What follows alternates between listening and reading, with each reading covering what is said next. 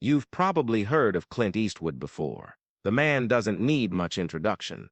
Legendary actor, director, and someone who always seems to carry himself with quiet confidence. But what happens when that calm exterior meets a talk show host determined to provoke him? It all started on a sunny afternoon in Los Angeles. Clint was invited to promote his latest movie on a popular late-night talk show. Everything seemed normal at first. The audience cheered as he walked onto the stage, looking sharp in his signature style, a black suit, white shirt, and not a hair out of place. But little did anyone know, things were about to take a dramatic turn. The moment the host opened his mouth, the tone changed. Instead of asking thoughtful questions or showing respect, the host launched into a series of rude comments aimed directly at Clint. "So, Mr. Eastwood," the host sneered, leaning back in his chair, "you've been around forever, haven't you?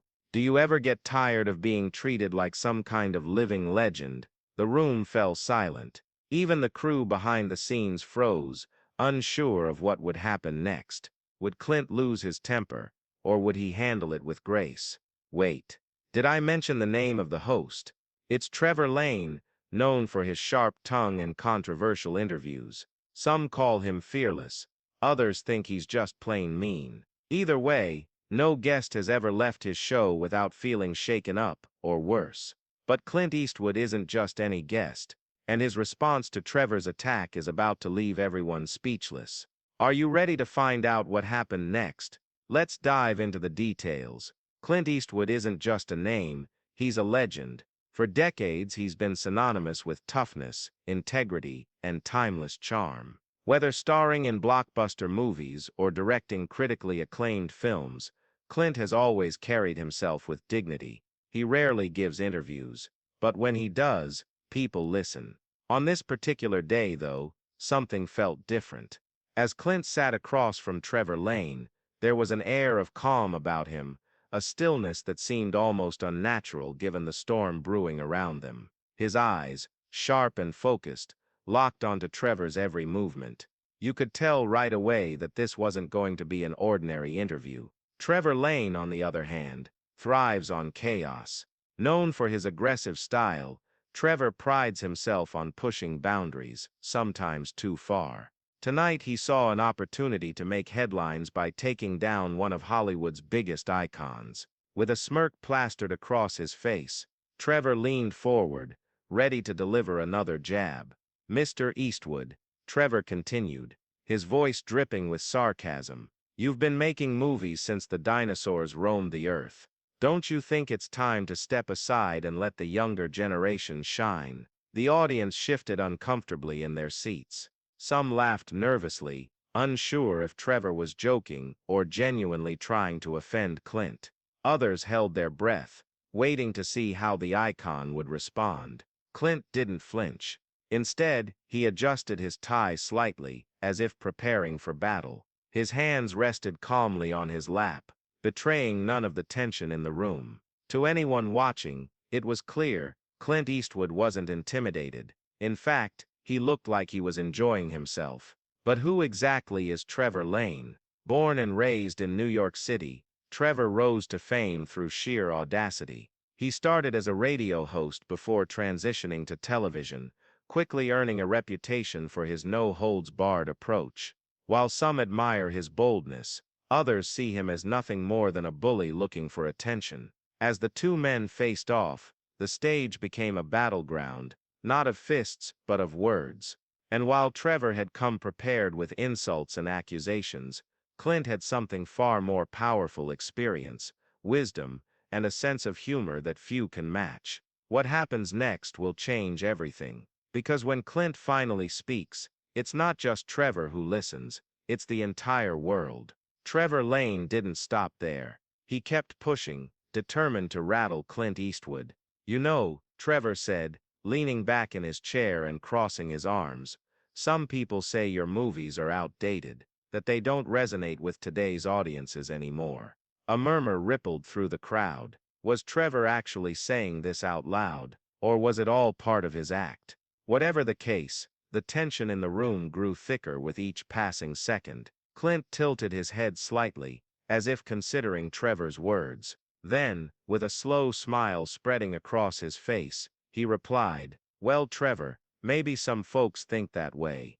But here's the thing, I'm still making movies, because people keep coming to see them. And if they didn't like what I do, trust me, I'd be the first one to walk away." The audience erupted in applause, clearly siding with Clint. Trevor, however, wasn't done yet. He leaned forward again, his voice rising slightly. "But isn't it true, Mr. Eastwood, that you've had your fair share of failures? Not every project you've worked on has been a hit, right?" Clint chuckled softly, the kind of laugh that says, "I've heard worse." "Sure, Trevor, nobody bats 1,000. Even the best of us stumble sometimes. But failure doesn't define you, it's how you respond to it that matters." This time, the crowd roared, cheering for Clint's calm and collected demeanor. Trevor frowned, sensing that things weren't going according to plan. Determined to regain control, he threw another jab, this one more personal than the others. "And what about retirement, Mr. Eastwood? Aren't you getting a little old for this game?" For a moment, the room went completely silent. Everyone waited to see how Clink would react. Would he snap, lose his cool, or would he surprise everyone once again? Instead of anger, Clint's face lit up with a grin. "Funny you should mention that, Trevor. Age is just a number. Some people retire because they want to, while others retire because they have to. As long as I enjoy what I'm doing, and as long as people enjoy watching it, you won't see me slowing down anytime soon." The audience burst into laughter and applause, clearly loving Clint's wit and charm. Trevor, meanwhile, looked increasingly frustrated. His attempts to provoke Clink weren't working, and the tide was turning against him. Undeterred, Trevor tried one last trick. "All right, Mr. Eastwood," he said, smirking again, "let's talk about your critics. There are plenty of people who think you're overrated. What do you say to them?" Clint paused for a moment, then leaned forward slightly, locking eyes with Trevor. "Here's what I tell my critics, Trevor, if they don't like my work, that's fine. Everyone's entitled to their opinion. But if they ever decide to try making a movie themselves, I'll be happy to buy a ticket and watch it." The studio exploded with laughter and cheers. It was clear by now that Clint had won the battle, not with anger or aggression, but with humor, intelligence, and grace under pressure. But Trevor wasn't ready to admit defeat. One final question lingered in the air, and it was about to set the stage for an unforgettable conclusion. Trevor Lane knew he was running out of options. His usual tactics, mockery, sarcasm, and thinly veiled insults, hadn't worked against Clint Eastwood. Instead of rattling the legendary actor, they'd only made Trevor look petty and small in comparison. But Trevor wasn't ready to give up just yet.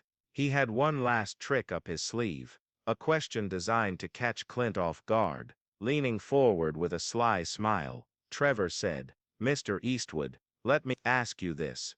Do you ever regret staying in the spotlight for so long? After all, some might say that sticking around too long can make you irrelevant." The audience held its collective breath. This was it, the moment everyone had been waiting for. Would Clink finally lose his cool, or would he deliver another flawless response? For a brief second, Clink looked thoughtful, as if considering Trevor's words carefully. Then, with a twinkle in his eye, he spoke. "Regret? No, Trevor, I don't regret a thing. Every role I've played, every movie I've made, has been a chapter in my story. And like any good story, it keeps evolving." He paused, letting his words sink in before continuing. "But here's the truth, Trevor, relevance isn't about how young you are, or how many followers you have. It's about doing something meaningful, something that connects with people. If I can keep telling stories that matter, even if it's just to one person, then I'll consider myself relevant." The room fell silent, but not because of tension. This time it was all. Clint's answer was simple yet profound, cutting straight to the heart of what truly matters in life. The audience began clapping spontaneously, their appreciation growing louder with each passing second. Trevor sat back in his chair, clearly flustered. His smirk was gone, replaced by a look of discomfort. For the first time during the interview, He seemed unsure of himself. But Clint wasn't finished yet.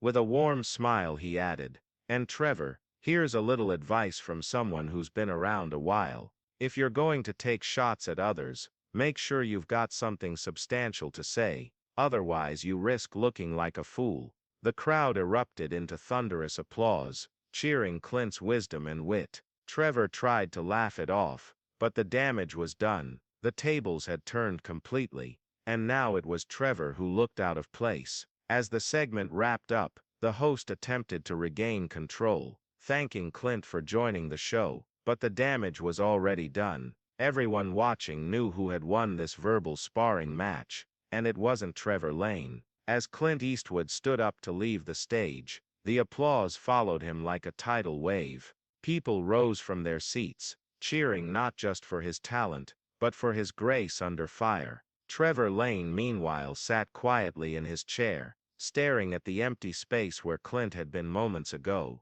The cameras panned to the audience as they continued to applaud, their faces glowing with admiration. Even some of the crew behind the scenes couldn't hide their smiles.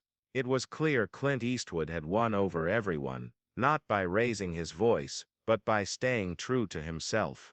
Later that night, clips of the interview began circulating online. Within hours, millions of people tuned in to watch Clint's responses, sharing them across social media platforms. Some called it the greatest talk show moment in history, others simply described it as legendary. But what about Trevor Lane? Well, let's just say he didn't come out unscathed. Critics and fans alike piled on, calling him out for his lack of professionalism. A few days later, he issued a public apology, though many wondered if it was sincere, or just another attempt to save face.